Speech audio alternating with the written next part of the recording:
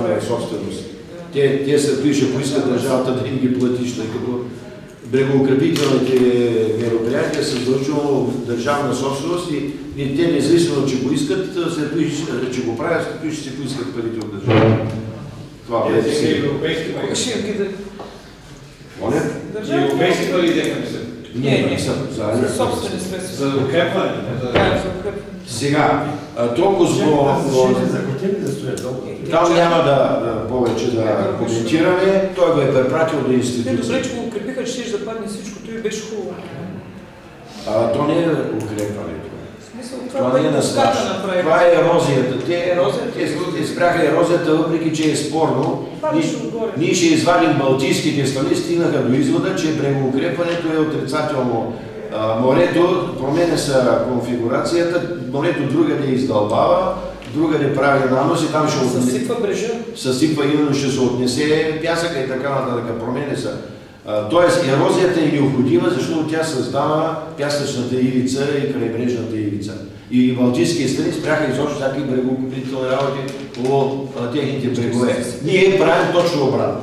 Сега, по отношение на присъдата и глобата на председателя на Общинския съвет, имате целият материал, няма да се спирам подробно на него. Ние говорихме с Косърния съд. Да. Даже и написахме, че го заплашва перманентно. Да, но чакаме обжалване. Въпросът не е толкова до перманентна глава. Въпросът е, че нашите избраници и петимата членове на председателския съвет гласуват да не се входира в дневния ред точка. Той се оправдава, че то не зависело от него. За да намира, че всъщност председателския съвет така се размива една колективната отговорност. Именно всички групи нарушават закона. Всички групи, представени в Общинския съвет, нарушават закона и отказват да изпълнят решение. Това какво означава? Същата работа и с депутатите. Избирали ги депутатите и след време никой не може да им търси смена. Значи чакаме да се насрочи дело. Чакаме насрочване. Това казваме. От тричленен състав на Ваня. Той срока им изтече. Те са го направили. В момента висящи. На 25 срока им изтече. До утре трябва да се произнесе съда. Утре. Не беше разпределено на седмица. За утре, но ще се разгледа. Тя ще ни каже. Тя ще се обади. И накрая няколко думи за незаконно законно строителство, къде Мехмед там ще ви запознаем. Аз искам да обобщя тук, защо нашата пресконференция е по този наслов да се спазва закона или предпочитат да бъдат замерени даже и с павета. Както чухте до тук и това всичко е известно на журналистите, председателят на Общинския съвет не се е нуждал въобще от съдебно решение, за да спази един демократичен принцип на закона и на устоите на държавата. И преминавайки към тук е времето да кажем за продължаващото незаконно строителство.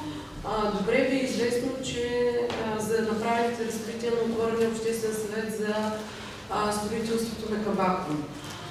Там, освен че Обществения съвет разкрие и което е и потвърдено от община Варна, има официален акт, че разрешението за строеж е нищожно.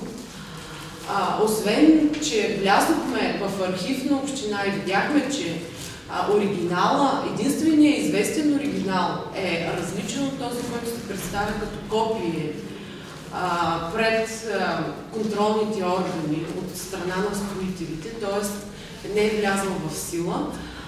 Ние в времето, когато новият главен архитект беше назначен, бяхме едни от първите, които бяхме приети, тъй като от новия главен архитект, тъй като бяхме сигнализирани от живущи на Кабако, че преди да стане главен архитект същия е посетил незаконния строеж.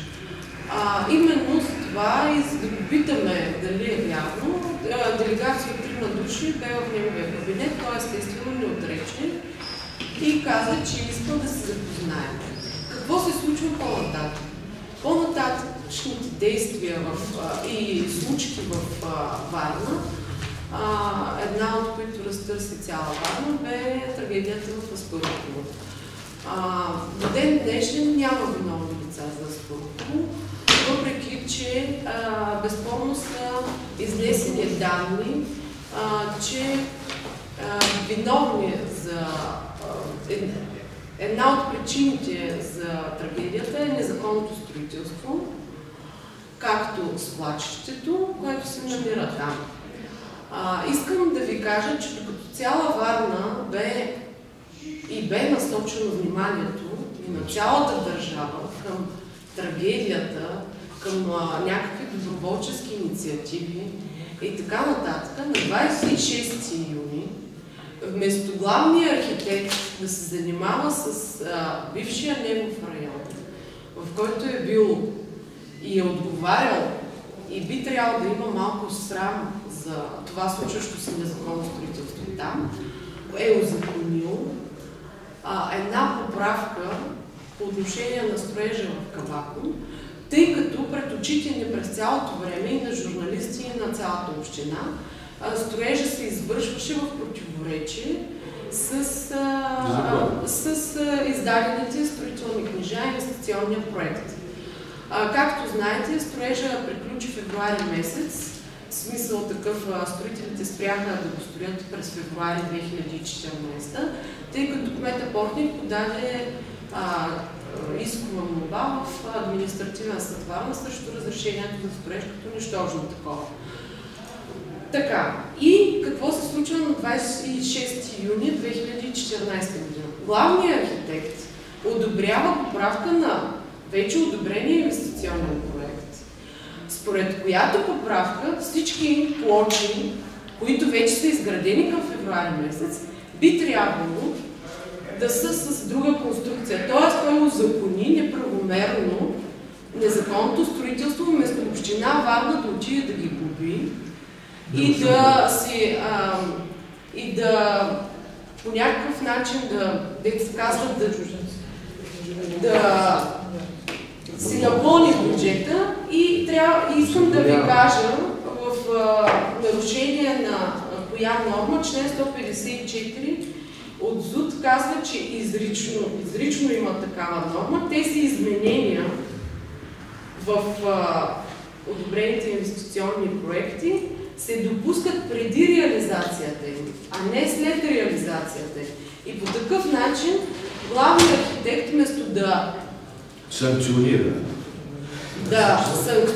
Не, той не може да санкционира, но вместо да откаже веднъж, което го е направил Петър Йорданов, като преди това е отказал исканото изменение, тъй като е вече направено, главният архитект си затвори очите и точно в дните на трагедията в Аспарухово. Искам да ви кажа, че новият главен архитект не и пренебрегна забележките на предходното отхвърляне, тъй като там бяха, ето това е документ, официално публикуван на страницата на сайта на община Варна.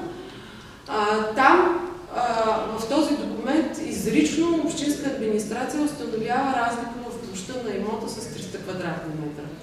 Но това нямаше нямало никакво значение, когато нарушава закона за него. За кой него? За Виктор Бузев.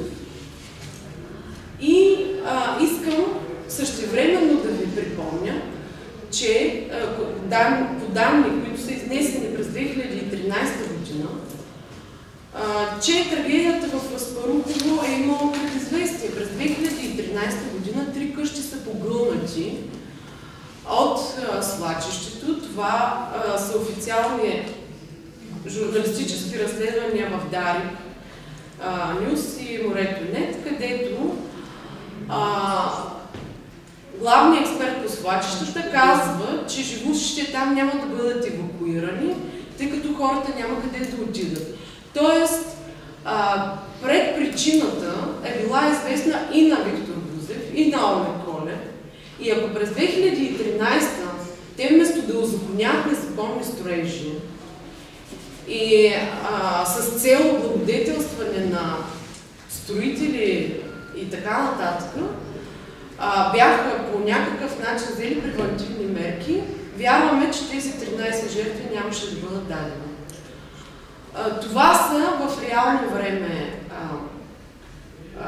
извършващите се нарушения на закона И, за съжаление, във Варна, вместо да се установява незаконно строителство и да се глобява и да се спазва закона за устройство на територията, по-скоро считам, аз лично от мое име, че се използва за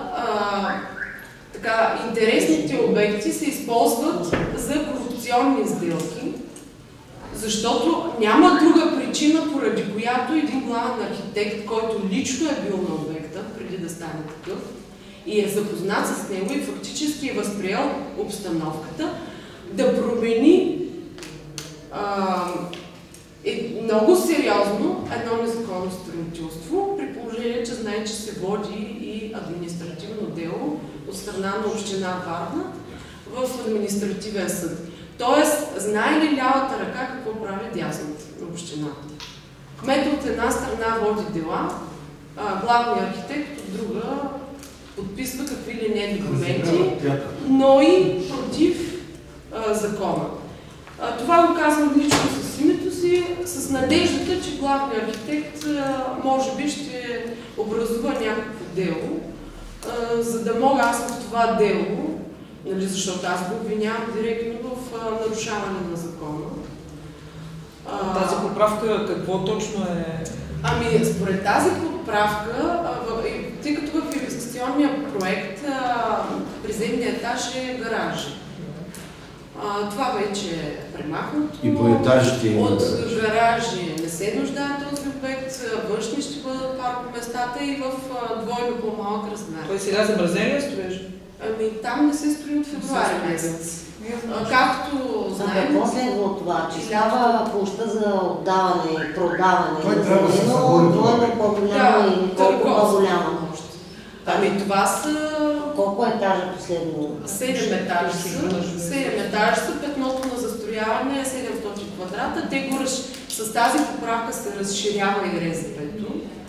Нали, се променя РЗП-то, но когато Петър Йорданов подлага на съмнение с доказателства, че в площта на имота има разлика от 300 квадратни метра, аз питам главния архитект как е установил, че допустимото по РЗП